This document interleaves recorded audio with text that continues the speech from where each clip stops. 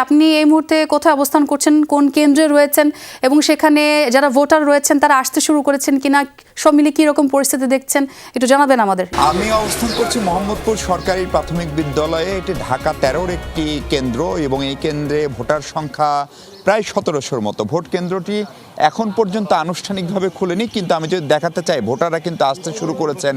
সকাল 7:30টায় ভোট শুরু হওয়ার কথা, 7:24 বাজে ভোটারদেরা এসে প্রথমে এখানে দুটো লাইন আছে, পুরুষ ভোটার এবং মহিলা ভোটার, এবং ভেতরে যে বিদ্যালয়টি সেই বিদ্যালয়ের কোন ব্লকে পুরুষ কোন ব্লকে নারী এবং সিরিয়াল নাম্বার কত, অর্থাৎ 1 থেকে 501 যে এত নম্বর রুমে কিংবা ধরেন নারীরা কোন পাশের রুমে, সেটি তার এখান থেকে নিশ্চিত হয়ে ভেতরে ঢুকবেন। অর্থাৎ সব মিলিয়ে ভোটের আয়োজনের যে প্রস্তুতি, নির্বাচন কমিশনের এখানকার যিনি প্রিজাইডিং অফিসার, আইন শৃঙ্খলা বাহিনীর কর্মকর্তা, তারা সর্বোচ্চ প্রস্তুতি নিয়ে এসছেন।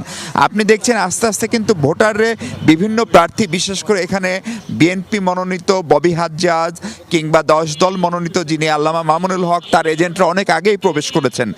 ভোর 5টার দিকে এজেন্টরা এসেছিলেন বলে এখানে আমাদেরকে জানানো হয়েছে, যদিও 6:30টার পরে তাদেরকে আইন শৃঙ্খলা বাহিনী প্রিজাইডিং অফিসারের অনুমতিক্রমে প্রবেশ করতে দিয়েছে।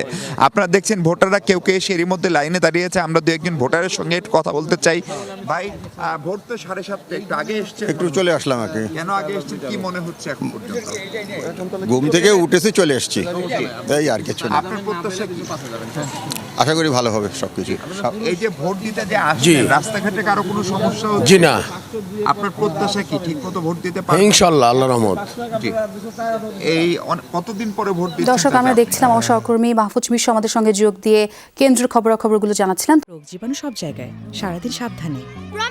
বাচ্চারা সারাদিন প্রমিস রাখবে? অসম্ভব। এজন্যই ডেটলের নতুন প্রমিস, জীবাণুর বিরুদ্ধে 12 ঘন্টার সুরক্ষা বলয়। ডেটল।